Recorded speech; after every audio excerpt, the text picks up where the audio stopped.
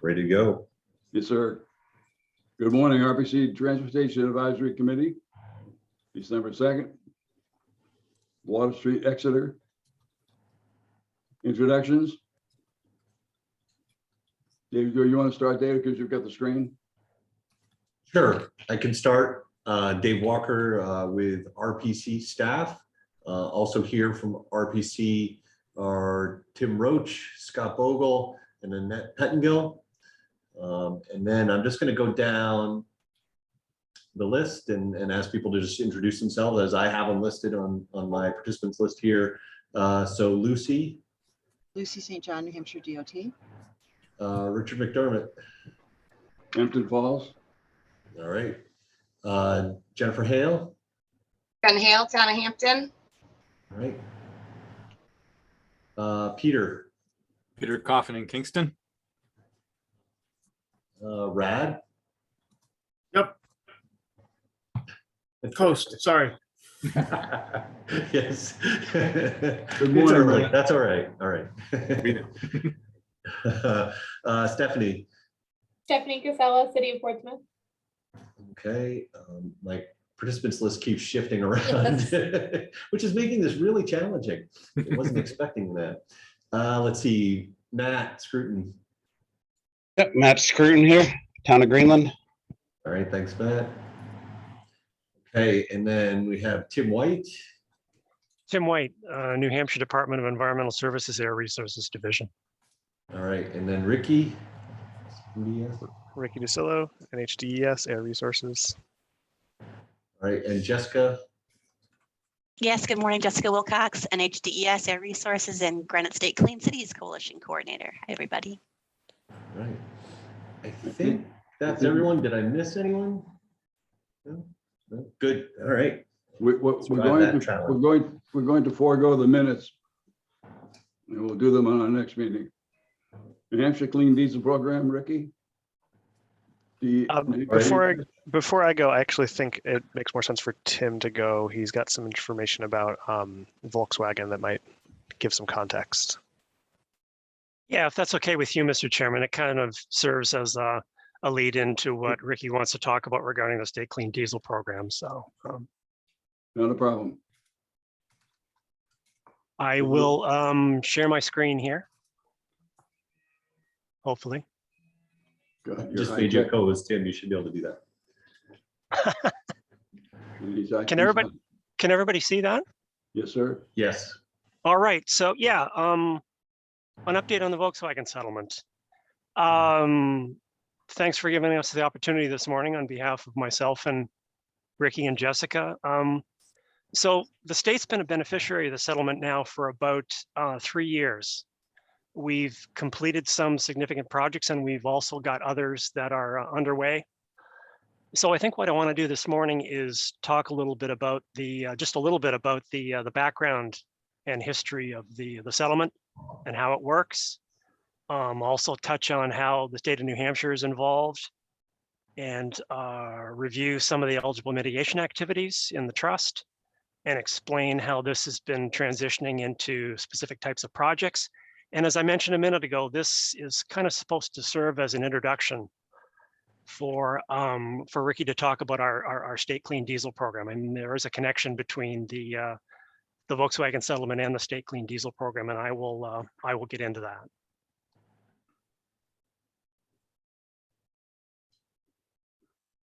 So looking at the settlement, my assumption at this point is that, I mean, most people are familiar with the Volkswagen settlement.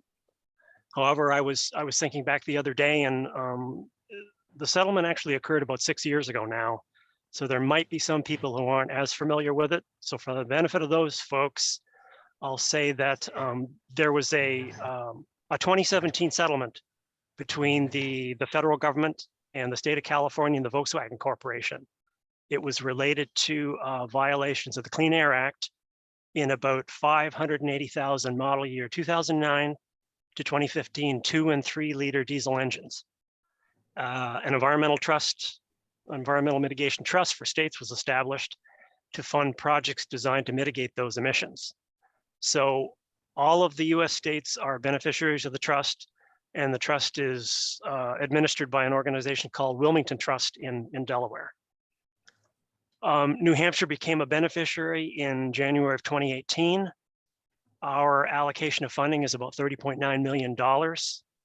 So between 2018 and earlier this year, DES was actually collaborating on running the New Hampshire Trust with the Office of Strategic Initiatives, OSI, who was the original lead agency.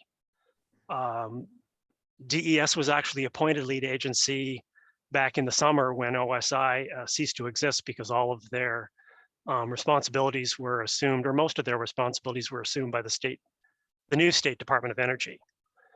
So now DES is working directly with Wilmington Trust to administer New Hampshire's involvement.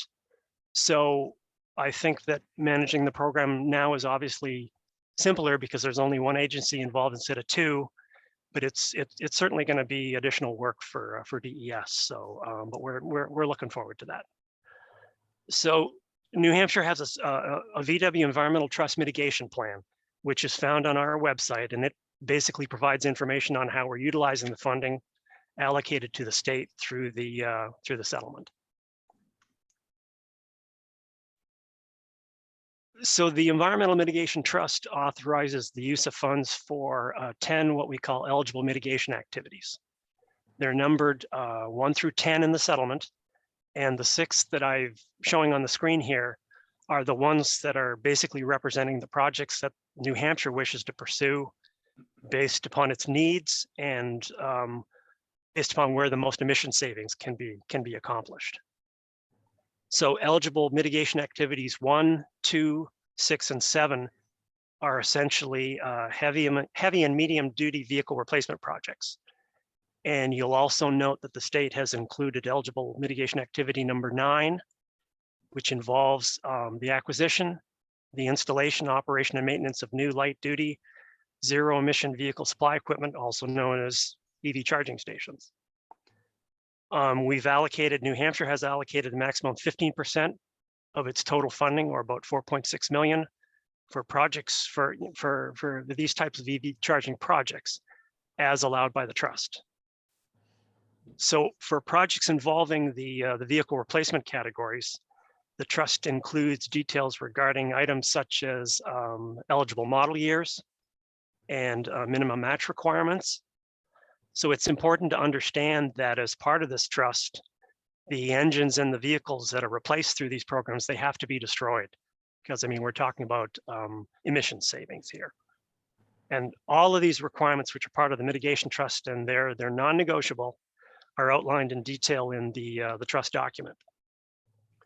So eligible mitigation activity number 10 is also known as the DERA option. And this is a little bit about what Ricky's going to be getting into in a minute, but the Diesel Emission Reduction Act provides funding through EPA for states to do Diesel Emission Reduction Act programs.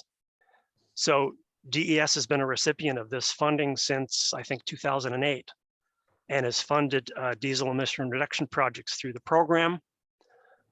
Under the terms of the VW Trust, states are allowed to use their VW funding to match their annual DERA allotments from EPA and fund projects that are eligible under the DERA program. Actually, EPA also offers bonus funding to states that choose to use their VW allotments to match their DERA funding. So that means for New Hampshire that since about 2018, we've been able to fund a substantially larger state clean diesel program than historically we often have. For instance, this year between the DERA funding and the VW funding, we have about $800,000 available for the program.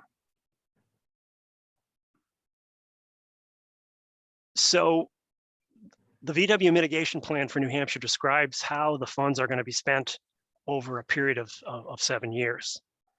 And in order to accomplish that, this is basically how the plan splits out the funding into the following pots of money here.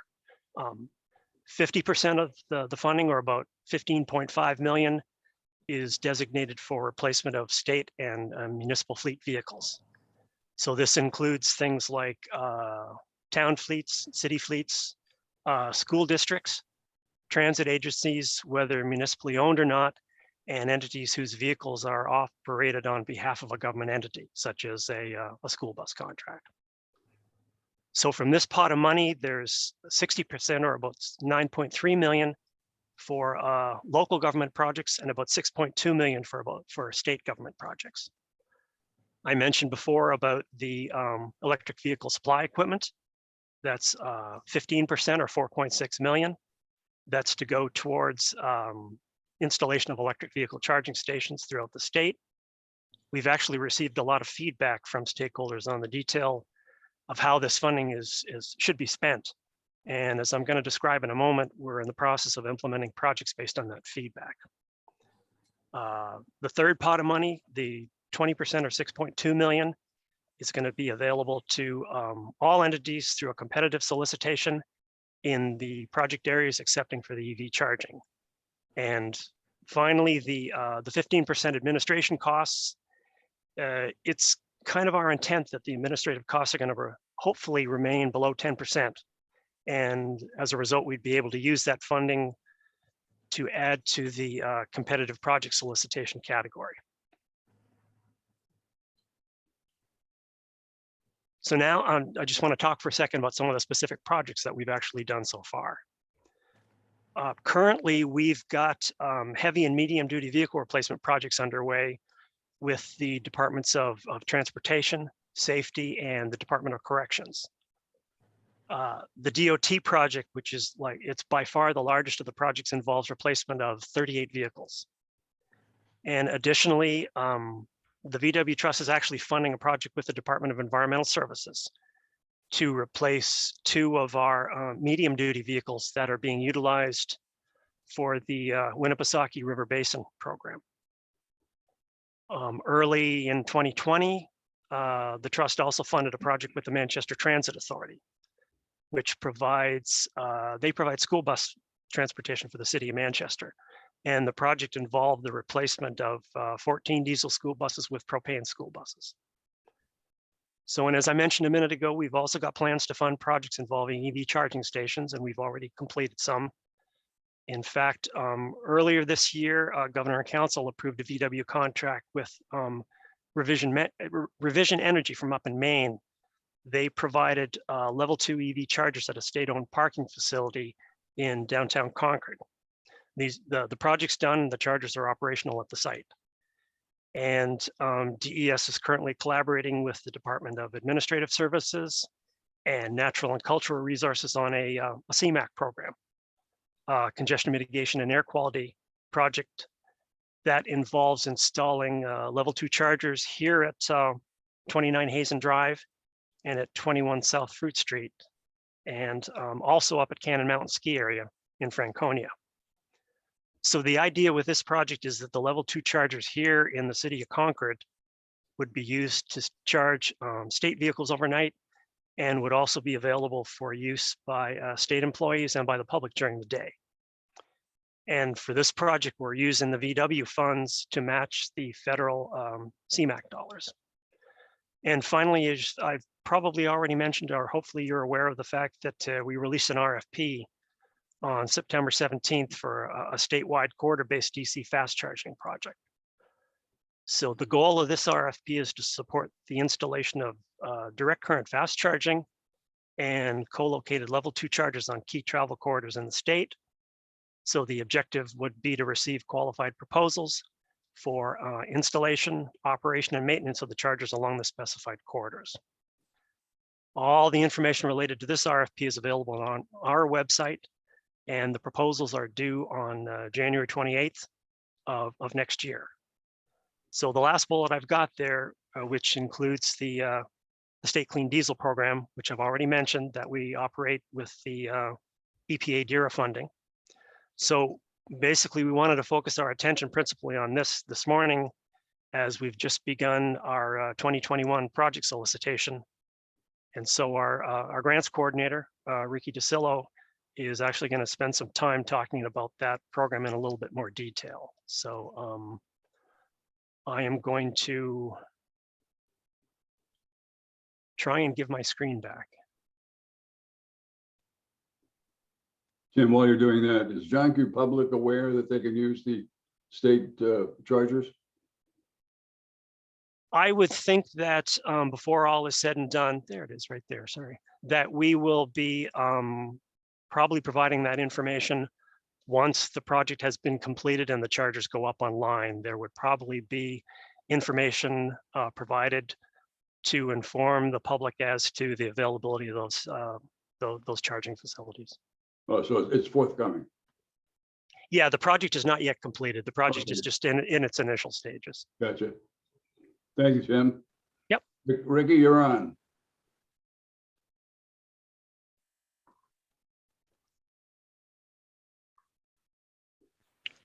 There we go. Can you guys hear me okay? Yes. Great. Hi, I'm Ricky DeSolo. I'm the grants coordinator at the Air Resources Division, New Hampshire Department of Environmental Services. So like we said, we've just opened our state clean diesel program. Well, not just, it's been open. We have some information here that I just want to give you a general idea of what the program is. But overall, throughout what I say, all of the official details are at the request for proposals on our website. I'll actually show how to get to that at the end of the presentation, just to make sure everyone can find it. So this year we spent some time simplifying the application process. So if you're familiar with this, we'll talk about some of the new stuff that we're doing this year, as well as any changes. Entities that are eligible to apply for this grant include municipalities, school districts, businesses, and state agencies. Eligible emissions reductions projects include replacing diesel vehicles, engines, and equipment. I'm gonna use just the word diesel unit to describe like a diesel vehicle, the engine itself, and or a piece of equipment that's not quite a vehicle. And the proposals are going to be due on December 17th at 4 p.m. So just over 2 weeks from now, plenty of time in my opinion. And then we're hoping to be able to return scores and select projects by January 21st approximately. And then hopefully we would get approval from Governor and Council in around March. And then once the Governor and Council approves the project, then the projects can formally begin and must be finished by September 30th of the same year. So program funds are reimbursement only. Grantees are going to need to finish their projects and then request a reimbursement for some percentage of the total project cost. And again, I'm emphasizing that expenditures incurred prior to GNC approval will not be reimbursed. How much is reimbursable is dependent on the type of the project, and I'll get into that a little bit. So the goal of this program is to improve New Hampshire's air quality for human health and for the environment by reducing diesel emissions of air pollutants like oxides of nitrogen, particulate matter, and CO2, which can contribute to health problems such as asthma, lung cancer, and premature death. Like Tim said, this is a mixture of EPA funds as well as VW funds that works out to about $800,000. So if you're familiar with this program from past years, I'm going to draw your attention to some key changes we've made. First, EPA has established some eligibility criteria for projects replacing or upgrading a diesel unit. The applicant must have owned and operated the unit for at least 2 years. The unit must have an estimated 3 years of remaining useful life left in it to be eligible. And further, there are specific rules for each unit type for how much it had to have been used over the last 2 years. And all of that you can find in our request for proposals for the details. Additionally, this year, we're increasing our focus on alternative fuels and electric vehicles, as well as our focus on projects affecting low-income populations. And we've also taken some steps to advance priorities of environmental justice. So on that environmental justice note, in the interest of accessibility, we're inviting applicants to email the designated contact person, which is me, you'd email me, with questions about project development, clarification on the application process, and you can even request resources and references and stuff. Additionally, my colleague Jessica Wilcox, who's online right now, she coordinates the Granite State Clean Cities Coalition, and they can provide resources and connections to support alternative fuel and electric vehicle project development. And so near the end of the presentation, I'll turn it over to Jessica to kind of give some more information about that. This year, we're also going to be providing a large percent of the score based on the project's benefit to economically disadvantaged populations. And we're also offering bonus points for projects with additional benefits, and more so than before, bonus points for replacing with electric, compressed natural gas, or propane. Once again, all of the details are found online. For this, you'd look for our Appendix C, which is in our webpage as well. So here's the general scope of the program. Projects include replacing diesel units with propane, compressed natural gas, or electric units. You can replace old diesel units with newer, cleaner diesel units. You can install idle reduction to certain vehicles or equipment, and the program will also allow installing plug-in power for long-haul trucks, locomotives, and marine vessels to reduce idling through shore power or electrified parking spaces. As a reminder, there are substantial bonus points awarded to projects replacing a traditional diesel unit with an alternative fuel unit, especially battery electric. And once again, the program's open to municipalities, school districts, state agencies, and private businesses as well. As for diesel units, this is for on-road, non-road, buses, medium and heavy-duty trucks, locomotives, marine vessels, construction equipment, pumps, and more. Honestly, there's more things. So, like I said, there's a bunch of different kinds of projects, but most of the projects we get are replacement projects. So I'm just going to give you a shortened list of some of the replacement eligibility requirements here. Applicants are encouraged to review the RFP very carefully for their particular diesel unit, as there's more specific details in the RFP and an EPA's program guide about which project can apply to which diesel units. But generally, in order to be eligible, the project cannot have yet been started. The existing unit must be diesel and fully operational. The applicant must have owned and operated the unit since March 2020. The existing unit must be capable of continuing to operate through March of 2025. The existing unit must be scrapped once it's been replaced. The proposed unit must be used for the same purpose and be of similar form as the existing unit. And you can only replace a diesel unit with another diesel unit if the old one is 2009 or older. Whereas if you want to replace a diesel with an electric, a propane, or a compressed natural gas, there's no age restriction there. And there's also, again, specific requirements for each unit type. There's specific requirements for how many miles or hours the unit had to have been used over the last 2 years. And you can look into that for each particular unit that you have. So like I said before, focusing on replacement projects, again, there's other projects that are in our RFP and in the program guide, but just for those for now, you can see on here, we have sort of this middle column. You can see the middle column is how much this grant can cover potentially, and the right column is how much the applicant would be required to cover for the project. It's worth noting that the projects replacing diesel units with electric units can also, include certain costs of purchasing and installing the charging equipment as well. So on this next slide, I'll show some of the examples of what we've seen and what we anticipate to see and how much the grants could fund for these examples.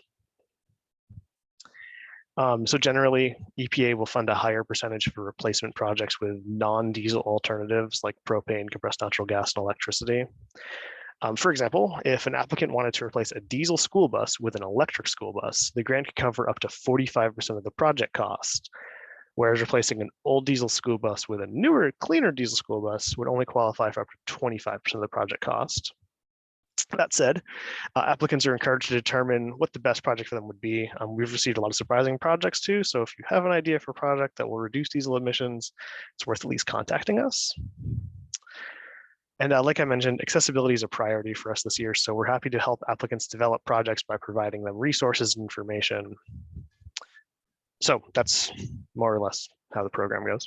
I'm just going to show you quickly how to find the RFP, and then I'll turn it over to Jessica for some information about Granite State Clean Cities Coalition. So if you go to des.nh.gov, under the Business and Community tab, you'll find the Loans and Grants link. You click that and it brings you to this loans and grants page, and you can select State Clean Diesel Program. By the way, if you're interested in the VW fast charging RFP, which Tim mentioned, that would be right here. So once you click the State Clean Diesel Program, you can get all of all of the documents you need, supporting documents, and et cetera. I recommend starting with this request for proposals. That's going to give you the most of the information you need. So here's my contact information. I'm the designated contact person for questions, clarifications, and also just send the grant application to.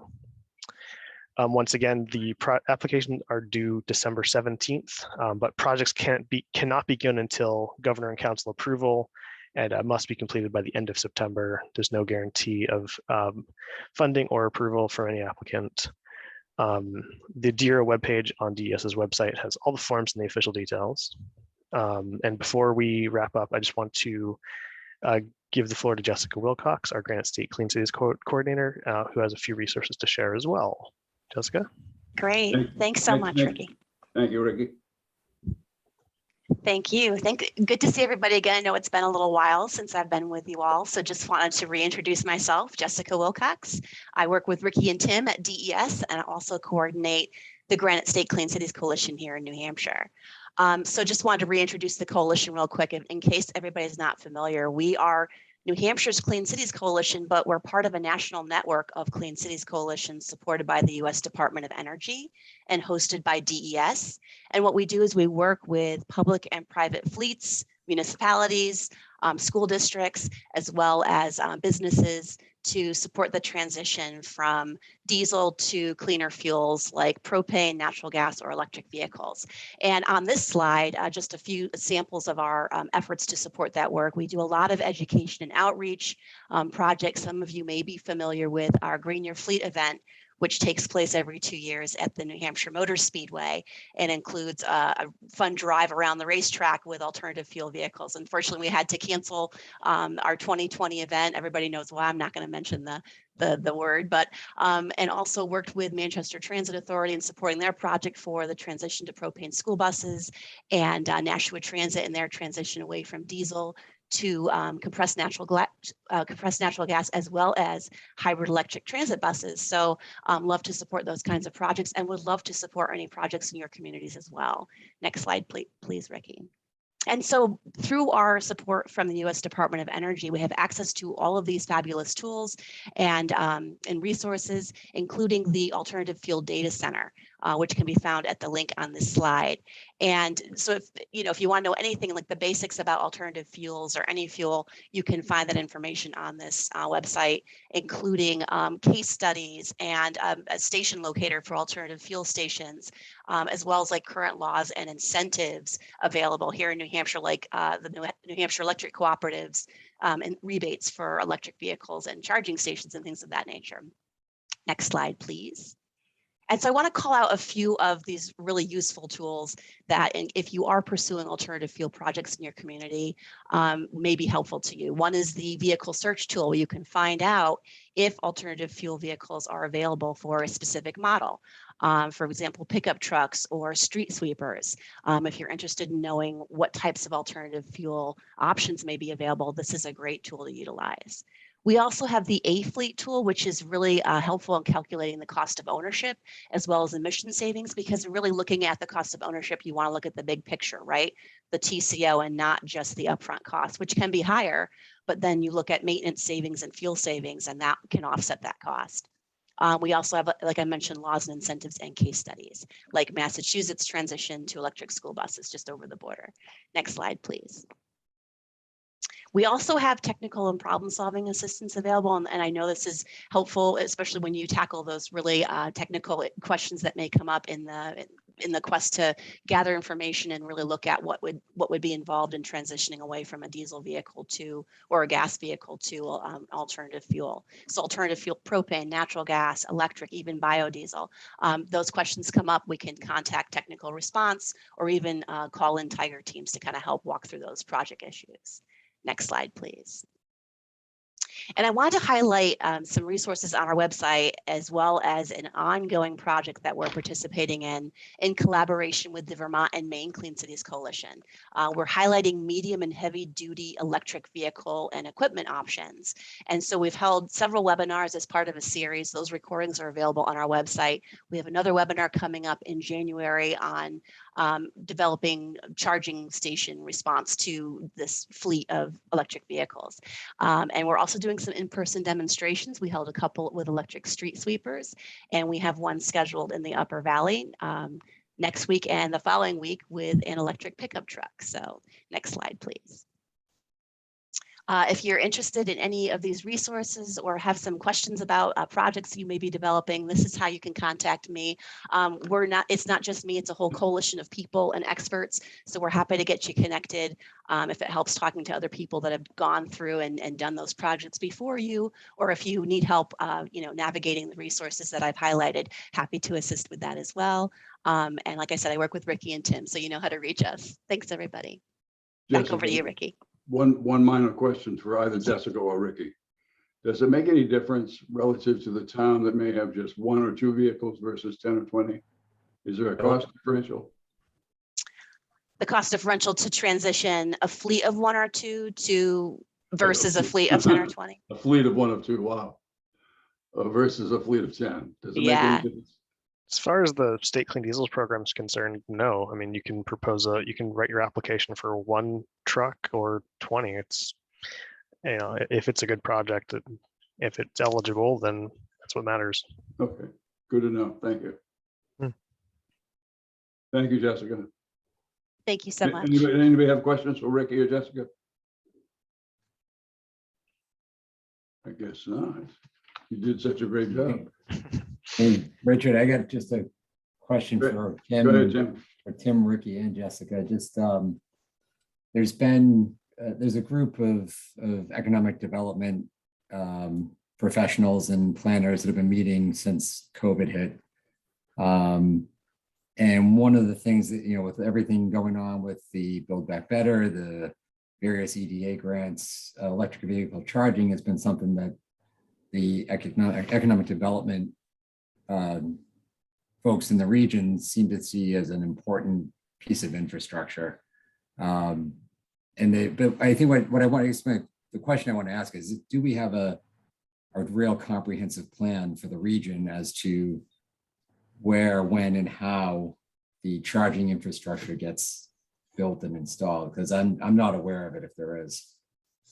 Tim, this is Tim White. Let me jump in and respond to that for a second. And I guess the short answer to the question is, I guess, no, we don't have a plan. I mean, we've got a number of years of experience now with regards to establishing where the needs for DC fast charging and level 2 charging are in the state of New Hampshire.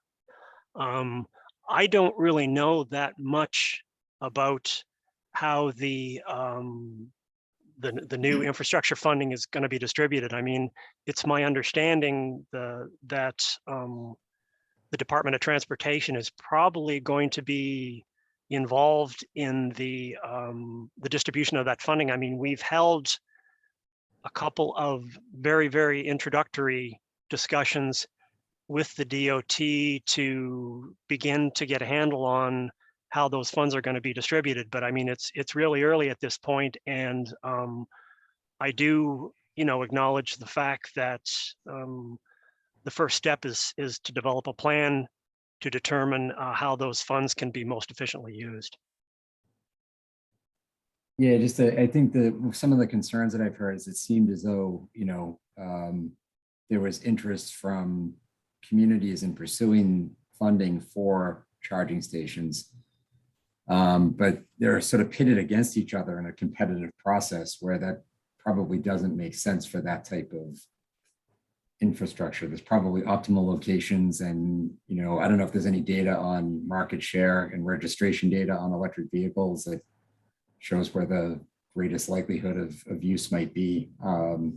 But anyway, I think it's just something we should all maybe take a closer look at and work collaboratively on.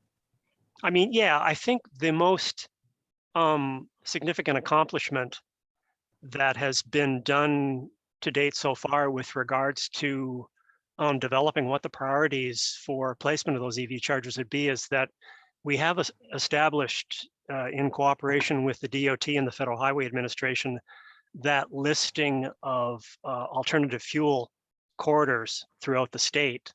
That was the result of a selection process that was spearheaded by Federal Highways. I mean, they've been doing annual updates to those lists of alternative fuel corridors for a number of years now. And I mean, that basically has established, I believe, the backbone of where the DC fast charging facilities need to be installed, which is probably an important first element of getting chargers installed on a statewide basis. So I think that's probably the most significant accomplishment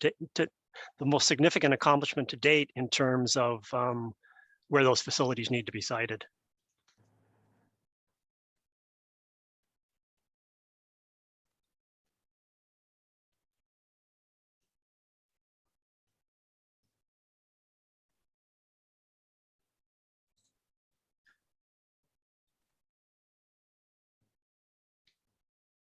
Well, we've got a gap. This is Peter Coffin in Kingston. For smaller towns, it seems most of the fleet vehicles would be privately owned school buses that are run under contracts. Is there an effort to contact school boards and let the fleet owners know that this program is available? We've reached out to quite a few different contacts throughout the state, including school districts. If you have a particular person in mind, I don't mind reaching out to them as well. Adding more people to our contact list never hurts. Okay, yeah, it's just usually school boards are, civilians who are pretty overwhelmed by all the other issues going on right now. And I would think the driving force might be the private companies that are contracted out to provide school bus services, and because they have the economic incentive to go after these things. That they may be a good source if you have a list of those people. Yeah, that's something we're working on building out. So if you have one in mind in particular, I take it on email, but yeah. And also just to circle back, thinking forward about electrification in general, if there is a project through the state clean diesel program that is electrification of a new vehicle, for instance, replacing a school bus with an electric school bus, an electric vehicle charging station can be part of the project cost. So that can help move us towards that sort of long-term goal as well. Right. Thanks. Anybody have any more questions? Any more questions? Somebody started to speak. Hi, Jessica again. I just wanted to jump into Peter in response to your inquiry about school buses and engaging with the providers. Is Nashua Regional Planning Commission has been engaged in some conversations with some of their commissioners and First Student and some other municipalities as well in talking about their interest in seeing electrification of their school buses. So you may be interested in connecting with them if you're curious to know more and how to kind of engage in that. And that kind of conversation. I'm happy to support those, that kind of outreach or make those connections if that's helpful to you. Okay, thank you. Yeah, First Student is a big owner of school buses. Yes. Jessica, does it make any difference per Peter's question about the privately owned that's contracted for school? It certainly, I think, is easier to get a project going when the school owns their own buses versus engaging with the provider and kind of relaying that, you have the district has an interest in seeing the buses electrified. I think, obviously there's just less red tape when you own those buses and you can just kind of move forward on a project yourself. But, it's just about conversations and making those connections, I think. Yeah. Okay. Anybody else? Thanks, Peter. Yeah, Richard, I have a question for Tim. Go ahead. Hey, Tim, has there been any progress in the last several months around Federal Highway Administration's Buy America restrictions and how those impact the ability to purchase EV charging equipment? I know that doesn't apply to the VW settlement funding, but our understanding was that there are no EV charging equipment suppliers that are Buy America compliant, and therefore we just can't use federal highway funding for EV charging equipment at this point, and it sounded like they weren't accepting waivers at this point. Could you say anything about that? That's pretty much my understanding too, Scott. I mean, I've sat in on discussions regarding the issue. You're correct in saying that I don't believe that there is any EV charging equipment on the market right now that would be acceptable with regards to the Buy America process. I mean, my understanding of where the situation is right now is that the administration is, in fact, you know, given the fact that there's going to be a lot of infrastructure dollars coming into the state, that there needs to be a solution to the issue. And in terms of my discussions with the New Hampshire office of FHWA, I've been told that once again, everyone realizes that there is a need for a solution to the problem. I believe that there needs to be a specific waiver process developed to get around the situation. And hopefully we're going to be seeing a solution to the issue, hopefully not too far into the new year, because like I say, we do need a solution to the issue so that we can use those infrastructure dollars for EV charging facilities. Okay, thanks. Anybody else? Going once, going twice, moving right along here. 2023 to 2032 10-year plan gasset hearings update. Dave Walker. Yeah, first I just wanted to thank Tim and Ricky and Jessica from VS for coming today and providing lots of great information on the electrification and the DERA program, on all of that, VW settlement, very helpful. I think we'll put this recording up on our YouTube page for other TAC members and commissioners to be able to listen in and be able to get that info as well. So I appreciate your time this morning. Just a quick update on the gasset hearings. They have the 26-ish public hearings around the state concluded early in November. And DOT is in the process of working on sort of cataloging all of the comments received and developing, you know, any maybe recommended changes to the draft 10-year plan. There is a gasset meeting coming up on December 8th, and that will be in Concord, I believe, at the DOT offices. But there is a Zoom option available for that meeting. I don't believe they'll be taking any public comment, but there will be, I'm sure, extensive discussion on, you know, any changes that might be being considered to the 10-year plan. And I can send out a link to where to get the Zoom info for the meeting. But that is December 8th, and it's in the afternoon. And the timing is a little bit odd in that it's, I believe, at 2:30 or 1 hour after the conclusion of the governor council meeting in the, you know, so whichever's later, or something along those lines. So I'll send out some info to the TAC about, you know, how you can maybe track when exactly that meeting is starting. But that, you know, be interesting to see what all the counselors together are thinking about when we're talking about maybe changes to the 10-year plan. I think one of the positives that's come out is with the approval of the Investment in Infrastructure and Jobs Act, the estimates that were used for the 10-year plan, I think, are actually lower than the amount of funding that we're expected to see from that. So that means that, you know, there shouldn't be anything being removed from the 10-year plan for fiscal constraint purposes, which is a good start. It may be just a question of how things shuffle around or what maybe gets added in addition to what's already there. David, when you send out your notice, will you have the time then? You know, the time is set by Gasset, so I won't necessarily have anything. I'll put in what I have for information, but the time is somewhat nebulous because it's based on the ending of another meeting, and it's, you know, X amount of time after the ending of that other meeting, or 2:30, whichever is later. So will we have a link for that, David, so we can watch? I will send out a link to the DOT's website, Okay. as well as maybe I'll put the direct link to the Zoom there. What I'm planning on doing is just sort of idling on Zoom, you know, while I work that afternoon. Okay.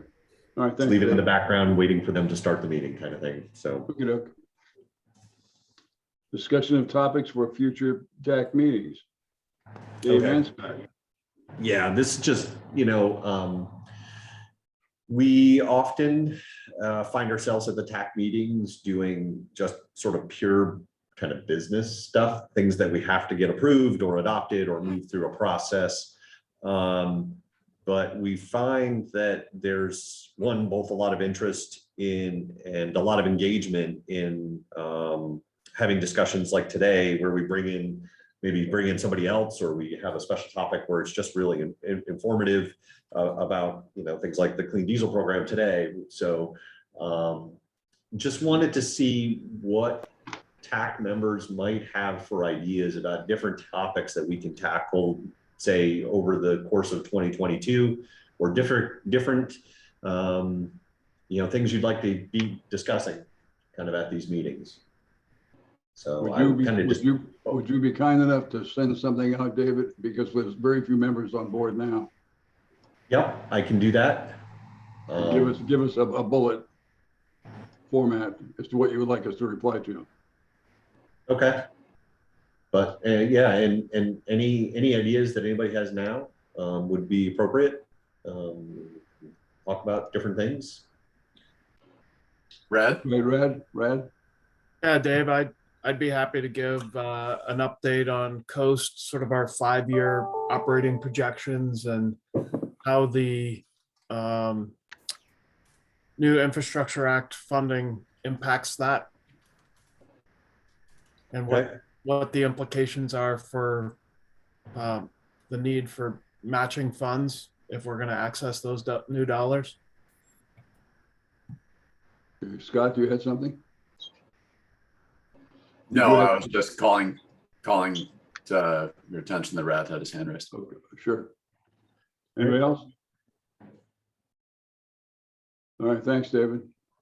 All right, so I guess there'll be a lengthy follow-up email to the TAC after the meeting with several different items in it. Lengthy follow-up. At one point, there had been interest expressed among TAC members, or maybe it was at the policy committee, on some further information on autonomous vehicles and outlook for autonomous vehicle implementation. Is that something that's still of interest? We would need to find a good outside speaker, but curious to gauge interest there. Autonomous vehicles, question mark. Next, Infrastructure Investment and Jobs Act. It's an investment. Okay. Dave and Scott. Okay. How much money do you need? Millions and millions. Okay, so I guess this didn't get sent out to you, but it's up on our website at the moment. Scott and I have been working on developing sort of summarizing the provisions of the Infrastructure Investment and Jobs Act of 2021, otherwise known as the IIJA. We're specifically looking at the transportation provisions, but there's a lot more to it than just transportation stuff. I think, you know, I can just sort of highlight maybe some of the things and then and that I found interesting, and maybe then Scott can chime in and do the same sort of thing. But we've put together what's about a 3-page summary at this point. We put it up on the website under the TAC stuff that I put it up there this morning, but I probably should have just sent it out directly to everybody. So just some of the general provisions that overall, New Hampshire is expected to receive about $1.4 billion over the 5 years and this is in just federal highway formula funding, which is about 28% more than what we receive currently under the current law, or I guess now the previous law.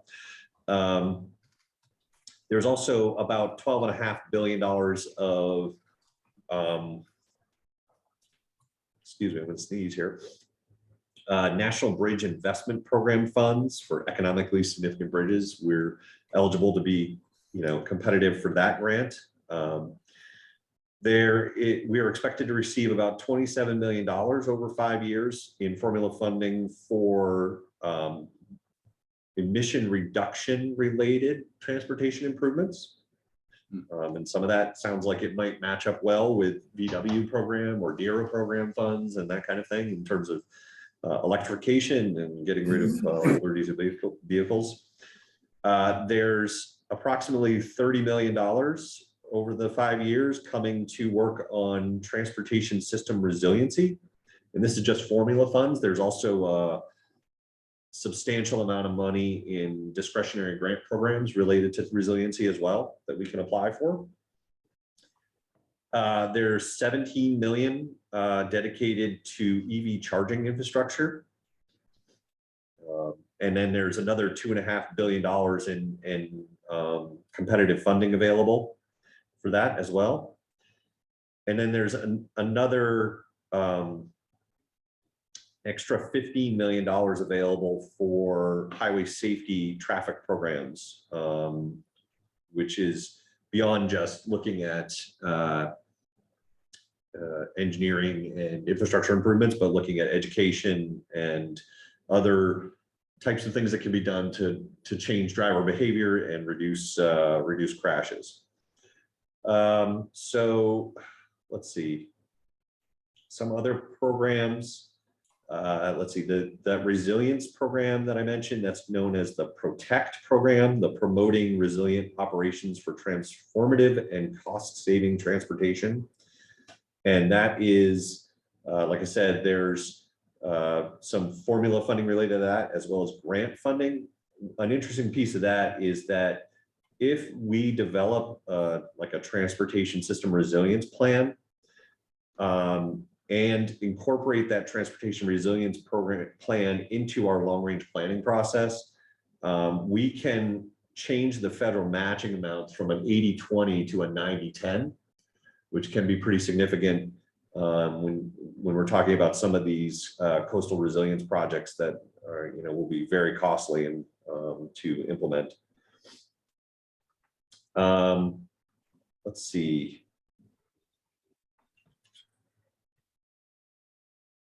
You going to send us a copy of that, David? Yeah, I'll send out a copy of this. When I look at like transportation planning provisions in it, there's several that are in there related to MPOs. There is a 32% increase in MPO planning funds over 2020 levels. How that will exactly translate in New Hampshire, I'm not sure, but pretty substantial national increase in that funding.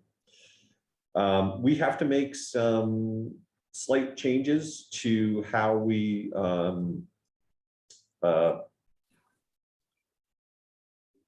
appoint representatives in terms of looking at sort of equitable and proportional representation to make sure that we're capturing and including everybody who's interested and in the region.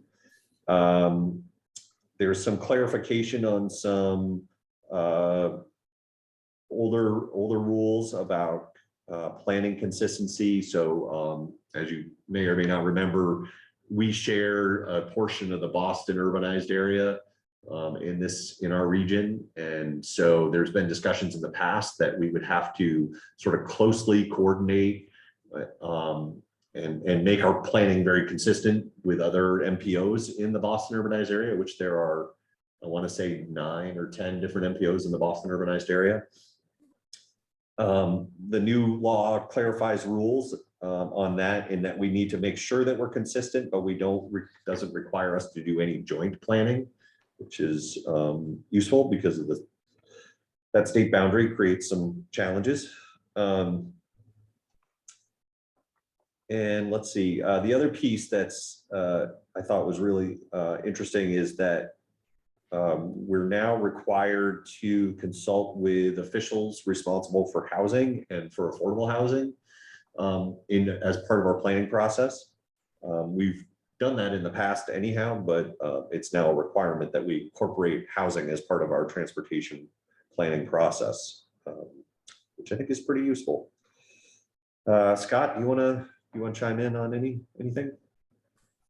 Yeah, sure. There's some significant changes in both transit and active transportation provisions in the bill. On active transportation, i.e. biking and walking, there's about a 60% increase in funding for the TAP program, Transportation Alternatives. Actually, it has a somewhat different name now, but still colloquially the TAP program. And there's also a new restriction on states' ability to flex funding out of the TAP program. Up to this point, there's been an allowance that states can flex up to 50% out of the TAP program at discretion. And there's a new requirement that before any funding can be flexed out, there has to be a competitive solicitation and a certification that there are no eligible projects that could use TAP funding. There's a requirement that all states need to complete a vulnerable road user safety assessment within the next 2 years. There's a reinstitution of the Safe Routes to School program, which was eliminated as a standalone program in the FAST Act. There's encouragement for states and MPOs to adopt complete streets policies, although not a requirement. There's a requirement that states and MPOs either need to spend, I think, at least 2.5% of their surface transportation block grant funding on active transportation projects, or adopt a complete streets policy. I think we're above that 2.5% threshold, so it wouldn't be a requirement here. There are some changes on match flexibility and things like traffic calming and speed reduction programs now becoming eligible for highway safety improvement program funds.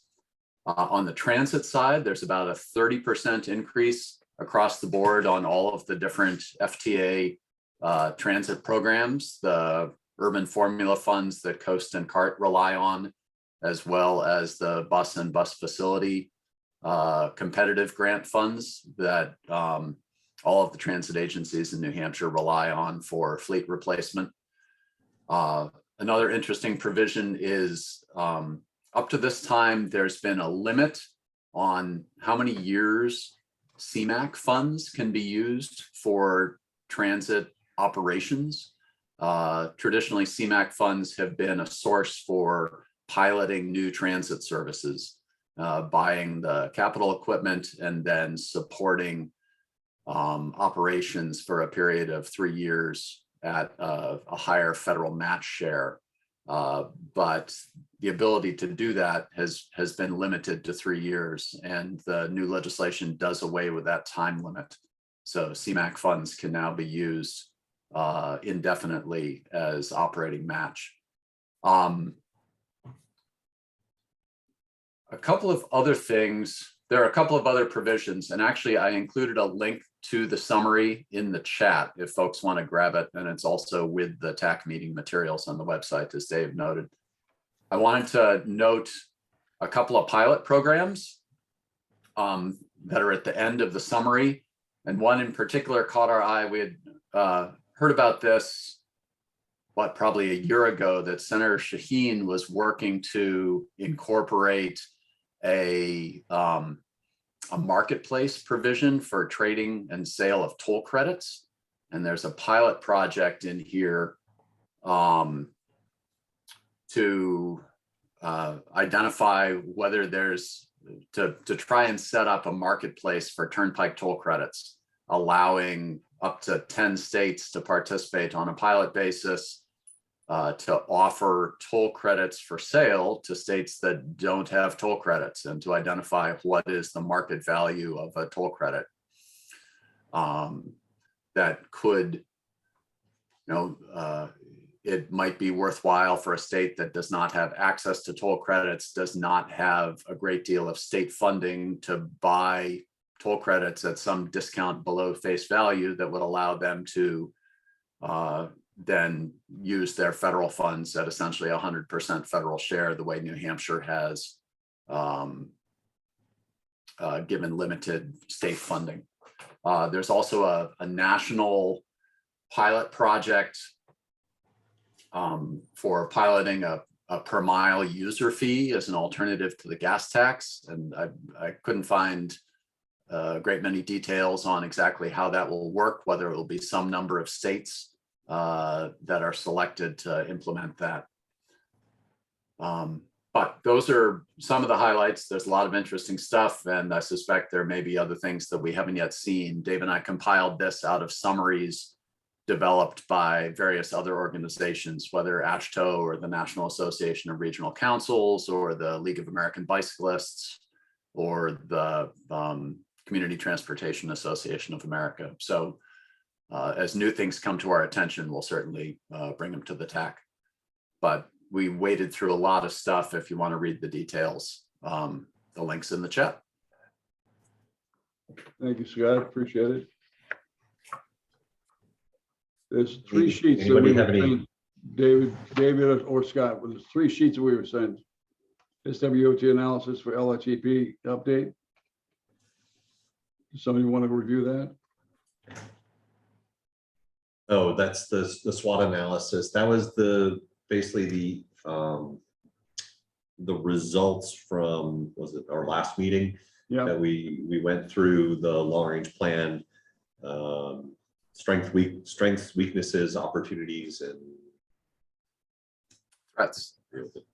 Yes. It's quite comprehensive. Yeah. So Scott, if you want to say anything more about that. I wasn't going to wade through all of the points that came out. Good. But but all of the information that came out at that meeting is in with the minutes, and encourage you to take a look. I think Dave and I were pretty pleased with the responses that we got, and it's a good first step in getting some input as we launch into an update of the long range plan. Just a question, Scott or David.